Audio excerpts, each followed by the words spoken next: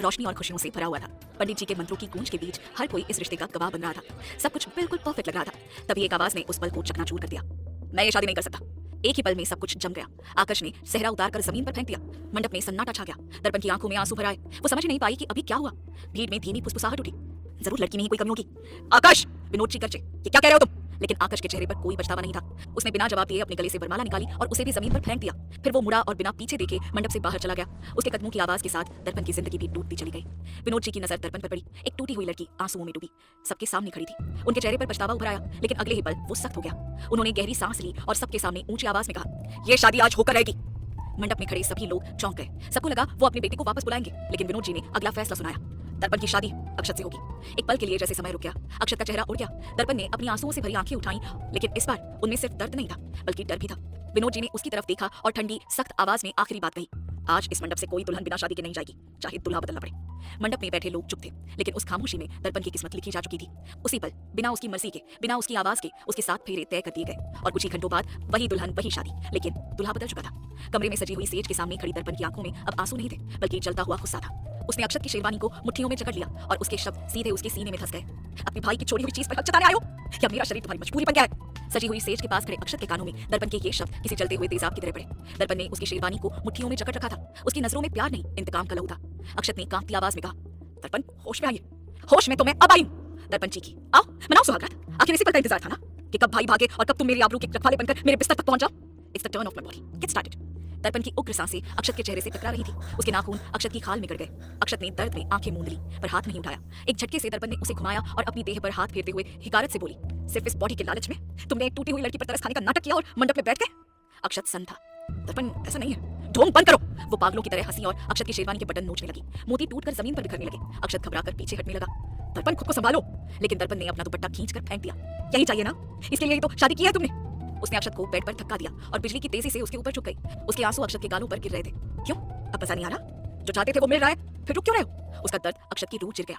अक्षत ने जबरदस्ती नहीं की, बल्कि बड़ी कोमलता से दर्पण को कंधों से पकड़कर बेड से खड़ा कर दिया। वो दंग रह गई। अक्षत ने जमीन से दुपट्टा उठाया और पूरी इज्जत से उसे ढक दिया। अक्षत मुड़ने लगा तो दर्पण ने उसकी कलाई पकड़ ली। दिखावा बहुत उम्दा करते हो। पूरा खानदान ही दो के पास है। एक भाई मंडप से भागा, दूसरा शिकार पर बैठ गया। अक्षत वहीं रुक गया। बिना पीछे मुड़े भारी आवाज में बोला, दर्पण आई एम सॉरी।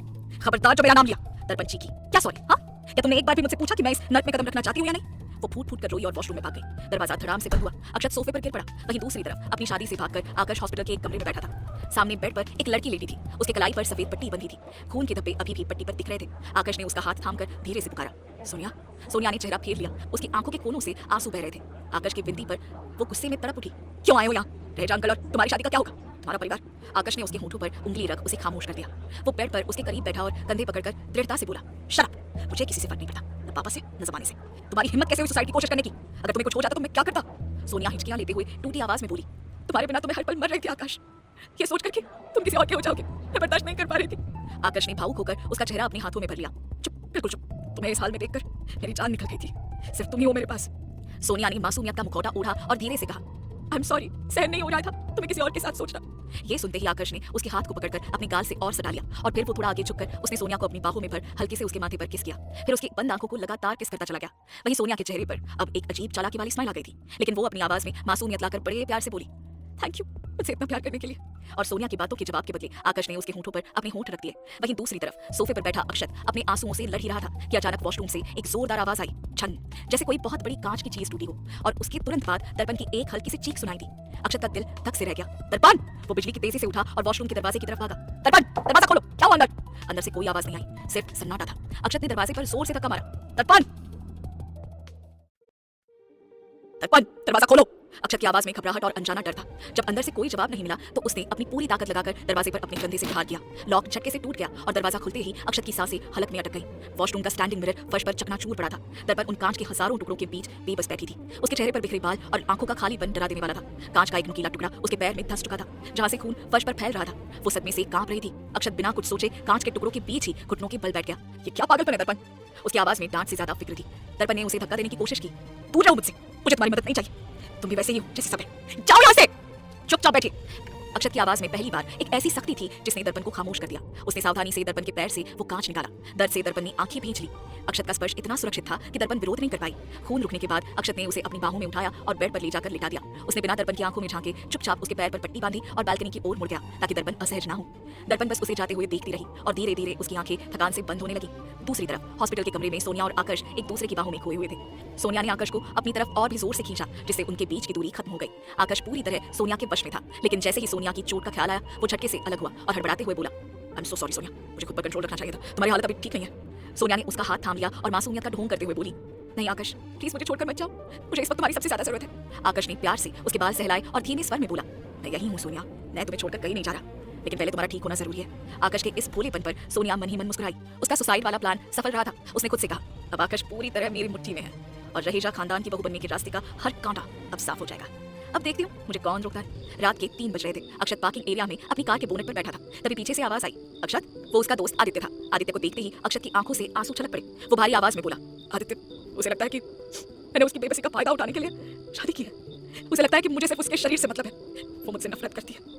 अक्षत ने अपना चेहरा छुपा लिया और आगे बोला, तो जानता आदित्य, मैं सब कुछ छोड़कर दिल्ली जाने वाला था।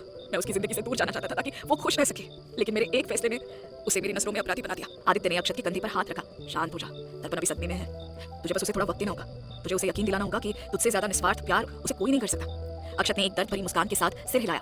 कभी नहीं आदित्य, वो दिन कभी नहीं आएगा। जबरदस्ती के इन रिश्तों में कभी मोहब्बत नहीं पनपती। यहाँ सिर्फ समझौते होते हैं। वो लड़खड़ाते कदमों से दोबारा अपने कमरे की ओर बढ़ गया। जब अक्षत वापस कमरे में पहुंचा तो सुबह के 4 बज रहे थे। बेड पर दर्पण गहरी नींद में सो रही थी। बालकनी की फेरी लाइट्स की रोशनी उसके चेहरे पर चमक बिखेर रही थी। रोने के कारण उसका मेकअप फैल चुका था, लेकिन उस बिखराव में भी एक मासूमियत थी। अक्षत खुद को रोक नहीं पाया। वो बेड के पास जमीन पर बैठ गया। उसने कोमलता से दर्पण के माथे से बालों को हटाया और फुसफुसाया, आप मुझे गलत समझ रही हैं दर्पण, आपकी खुशी से बढ़कर मेरे लिए कुछ भी नहीं है। मैंने कभी अपने दिल का हाल इसलिए नहीं बताया क्योंकि आपके दिल में आकाश था। अचानक नींद में ही दर्पण ने हल्की सी करवट बदली और अनजाने में अक्षत का हाथ कसकर थाम लिया। उसकी पकड़ में एक अजीब सी बेबसी थी, जैसे वो नींद में भी किसी सहारे को छोड़ना नहीं चाहती हो। उसने अक्षत के हाथ को अपनी गाल से सटा लिया। उसकी गर्म सांसें अक्षत की उंगलियों को छूती हुई गुजरने लगी और वो फिर से गहरी नींद में खो गई। अक्षत के लिए वो पल जैसे ठहर गया। उसकी धड़कनें अचानक तेज हो गई। कमरे की खामोशी में सिर्फ उसकी सांसों और दिल की आवाज गूंज रही थी। वो कुछ पल उसे बस देखता रहा। दर्पण के चेहरे पर फैली मासूमियत, बिखरे बाल और थकान में डूबी वो शांति उसे अपनी तरफ खींच रही थी। जैसे किसी अंधे की ताकत के असर में अक्षत धीरे धीरे उसकी ओर झुकने लगा। उन दोनों के बीच की दूरी हर सेकंड कम हो रही थी। उसकी नजरें अब सिर्फ दर्पण के होंठों पर टिक गई थी। वो पूरी तरह अपनी सुध-बुध खो चुका था। बस एक पल और। अचानक उसे अपने पैर पर कुछ गर्म और गीला महसूस हुआ। अक्षत जैसे झटके से होश में आया। उसकी नजर तुरंत नीचे गई। उसके सफेद कुर्ते और पैर पर खून की ताजा बूंदें गिर रही थी। उसका दिल एक पल को थम गया। घबराकर उसने नजर दौड़ाई। दर्पण का हाथ पैर के किनारे से नीचे लटका हुआ था। उसकी बंद मुट्ठी के बीच से खून की पतली लकीर बहती हुई नीचे टपक रही थी। अक्षत के होश उड़ गए। उसकी आंखों में एक साथ डर, हैरानी और बेचैनी जम गई, जैसे उसने कुछ ऐसा देख लिया हो जिसकी उसने कल्पना भी नहीं की थी। अक्षत ने तुरंत उसका हाथ थामकर धीरे से उसकी बंद मुट्ठी खोली। हथेली पर मेहंदी बुरी तरह खुरची हुई थी, जैसे आकाश के नाम को मिटाने की जिद में उसने खुद को ही छील डाला हो। हल्की सी त्वचा उधड़ गई थी और वहीं से खून की नमी अब भी ताजा थी। अक्षत की सांस अटक गई। उसने बिना कुछ कहे जल्दी से उसका हाथ साफ करना शुरू किया और तभी दर्पण ने झटके से अपना हाथ खींच लिया। दर्पण के आसपास रहना अक्षत के लिए बहुत मुश्किल था, इसलिए वो बालकनी में आकर बैठ गया और उसे पता ही नहीं चला कि कब उसकी आंख लग गई। वहीं जब दर्पण की नींद खुली तो उसने पाया कि बिस्तर पर वो अकेली है। एक पल को उसका दिल तेजी से धड़का। अक्षत कहाँ गया? फिर अगले ही पल उसने खुद को संभाला। क्यों परवाह तुझे उसकी, कहीं भी हो। लेकिन फिर उसकी निगाह बालकनी के खुले दरवाजे पर पड़ी। वो बिस्तर से उतरी, बालकनी की तरफ बढ़ी। वहां कुर्सी पर अक्षत गहरी नींद में सोया हुआ था। गर्दन एक तरफ झुकी हुई, चेहरे पर थकान की लकीरें साफ दिख रही थी। दर्पण कुछ देर वहीं खड़ी उसे देखती रही। जानती हूँ जो कुछ भी हुआ है उसे तुम्हें भी तकलीफ हुई है, उसने आहिस्ता से कहा, जैसे खुद से बात कर रही हो। फिर उसने पीछे मुड़कर कमरे के सोफे पर रखा कुशन उठाया और बालकनी में आई और झुककर अक्षत के सिर के नीचे कुशन रखने ही वाली थी कि उसके हाथ रुक गए। कुछ पल वो वैसे ही रुकी रही, कुशन हाथ में थामे। फिर अचानक उसने कुशन वहीं पास में फेंक दिया और तेज कदमों से वापस कमरे में आ गई। गुस्सा उसकी आंखों में साफ दिख रहा था। लेकिन इससे ये साबित नहीं होता कि तुमने मेरे साथ गलत नहीं किया, उसने खुद से कहा, आवाज में कड़वाहट थी। ये शादी तुम्हें सिवाय पछतावे के और कुछ नहीं देगी। वो अभी वहीं खड़ी खुद से बात कर रही थी कि दरवाजे पर दस्तक हुई। दर्पण ने झटके से दरवाजा खोला। सामने अगस्त खड़ा था, अक्षत का छोटा भाई। भाभी आप जल्दी फ्रेश होकर तैयार हो जाइए, मम्मी बोल रही हैं कि थोड़ी देर में मुंह दिखाई के लिए सब आपको देखने आने वाले हैं और फिर इसके बाद कुलदेवी की पूजा के लिए भी आपको जाना है। दर्पण ने बिना कुछ कहे बस हाँ में सिर हिला दिया। अगस्त चला गया और दरवाजा बंद करके दर्पण ने अपने बैग से कपड़े निकाले और नहाने चली गई। आधे घंटे बाद जब दर्पण ड्रेसिंग टेबल के सामने बैठी थी, हरी रंग की सिल्क साड़ी, हाथों में चूड़ा, लंबे बाल, वो बेहद हसीन दिख रही थी। अभी वो सिंदूर उठाकर अपनी मांग भरने ही वाली थी कि तभी अक्षत कमरे में आ गया। दर्पण के हाथ एक पल को रुक गए, फिर उसने बिना पीछे मुड़े मांग भरना जारी रखा। अक्षत बस उसे देखता रह गया। एकदम नई नवेली दुल्हन की तरह सजी दर्पण को देखकर उसकी सांसें कुछ पलों के लिए थम गई। ये वही दर्पण थी जिसे उसने सपनों में अपना बनते देखा था बार बार, लेकिन आज जब वो सपना साकार होकर उसके सामने खड़ा था तो वो उसके लिए अधूरा था। दर्पण ने आईने में देखा कि अक्षत उसे ही देख रहा है। उसने धीरे से मुड़कर अक्षत की तरफ देखा। दोनों की नजरें मिली। फिर अक्षत ने नजरें नीचे कर ली और अलमारी के बगल में रखे अपने सूटकेस को उठा लाया और चुपचाप अपना सामान रखने लगा। दर्पण ने भी अपनी नजरें हटाई और अपना सूटकेस खोलकर कुछ जरूरी सामान निकालने लगी। अक्षत ने जब तिरछी नजरों से देखा कि दर्पण भी अपने कपड़े निकाल रही है तो उसने चुपचाप अलमारी में एक साइड खाली कर दी और अपने सामान को दूसरी तरफ एडजस्ट करने लगा। तभी दरवाजे पर भावना जी आ गई, लेकिन कमरे में अक्षत को देखकर उन्होंने अपने कदम दरवाजे पर ही रोक लिए। अक्षत ने मां को देखा और तुरंत जल्दबाजी में सामान अलमारी में ठूंसकर वॉशरूम में चला गया। उसकी ये हड़बड़ाहट देखकर दर्पण सोच में पड़ गई, अक्षत अपनी मां के सामने बेचैन क्यों है। तभी भावना जी कमरे में अंदर आई और दर्पण से बोली, बेटा तुम्हारी मुंह दिखाई करने के बाद घर पर पूजा करनी है और फिर कुलदेवी के मंदिर भी पूजा करने जाना है। ये कहते हुए भावना जी दर्पण का चेहरा पढ़ने की कोशिश कर रही थी। उन्हें लगा दर्पण कुछ जरूर कहेगी और जायज भी था उसका कहना, लेकिन दर्पण ने सिर्फ हाँ में सिर हिला दिया। ये देखकर भावना जी को अफसोस होने लगा। वो बड़े प्यार से दर्पण के पास आई और माफी मांगते हुए बोली, हमें माफ करना बेटा, हम नहीं जानते थे कि ये सब हो जाएगा। भावना जी की बातें सुनते ही दर्पण के चेहरे पर दर्द भरी मुस्कान आ गई। हम भी नहीं जानते थे कि ये सब हो जाएगा, उसने धीरे से कहा। भावना जी ने अपने दोनों हाथों में दर्पण के गाल थाम लिए। आकाश को हम इस गलती के लिए कभी माफ नहीं कर पाएंगे। उसकी किस्मत में नहीं थी तुम, जानते हो मुझे तुम पहली नजर में ही पसंद आ गई थी। दिल की ख्वाहिश थी कि तुम्हें अपनी बहू बनाकर लाऊंगी, लेकिन इस तरह से आओगे ये नहीं पता था। फिर थोड़ी देर रुककर बिना अक्षत का नाम लिए वो दोबारा बोली, वो बुरा नहीं है, तुम्हें थोड़ा समय लगेगा। रिश्ते की शुरुआत ही जब इतनी अलग हो तो मुश्किलें लाजमी है, पर तुम थोड़ी कोशिश करना, किसी बात की मन में झिझक मत रखना। एक कोशिश तो कर सकती हो पिछला सब भुलाने की, कोशिश या छोटी तसल्ली। दर्पण ने मन ही मन सोचा, हमेशा से यही तो करते आई हूं, कोई नई बात नहीं है ये, लेकिन भुलाना इतना आसान होता है क्या? होता होगा लोगों के लिए, लेकिन उसके लिए नामुमकिन था। चले, भावना जी ने कहा और फिर दोनों मंदिर की तरफ पूजा करने और मुंह दिखाई के लिए चली गई। वहीं दूसरी तरफ विनोद जी स्टडी रूम में सोफे पर बैठे हुए थे और अक्षत सामने खड़ा था। कई पापा आपने बुलाया? अक्षत ने कहा। अक्षत ने कभी ऊंची आवाज में तो दूर, नजर मिलाकर भी विनोद जी से बात नहीं की थी। ये बात विनोद जी को और परेशान कर रही थी। बहुत शिकायतें हैं हमसे, विनोद जी ने धीमी आवाज में कहा। अक्षत हल्की मुस्कान के साथ बोला, आपसे शिकायत? जिंदगी में मेरे हर फैसले ने मुझे खुद पर नाज करवाया था, विनोद जी ने ठंडी आवाज में कहा। लेकिन ये, विनोद जी को परेशान होता देखकर अक्षत उनके पैरों के पास बैठते हुए बोला, आपने कुछ अच्छा ही सोचा होगा ना पापा। अक्षत की ये बातें सुनकर विनोद जी हल्का मुस्कुराए। तुम्हारी नजरों में मैं कभी गलत नहीं हो सकता हूं ना? अक्षत ने हाँ में सिर हिला दिया। मेरी एक आखिरी बात मानोगे? विनोद जी ने उम्मीद से कहा। अक्षत ने उनकी तरफ देखा जैसे उसकी आंखें कह रही हो, आज तक कौन सी बात टाली है? इस रिश्ते को एक मौका दोगे? विनोद जी ने कहा। अक्षत ने नजरें नीचे कर ली। इसमें उसकी कोई गलती नहीं है, विनोद जी आगे बोले। बहुत परख के बाद हमने उसे चुना था, वो बदकिस्मत लोगों के लिए नहीं बनी है। ये कहते हुए गुस्से से उनका चेहरा लाल हो गया। अक्षत ने उनकी हथेली थामकर कहा, पापा मैं आपको इस गिल्ट में नहीं देख सकता।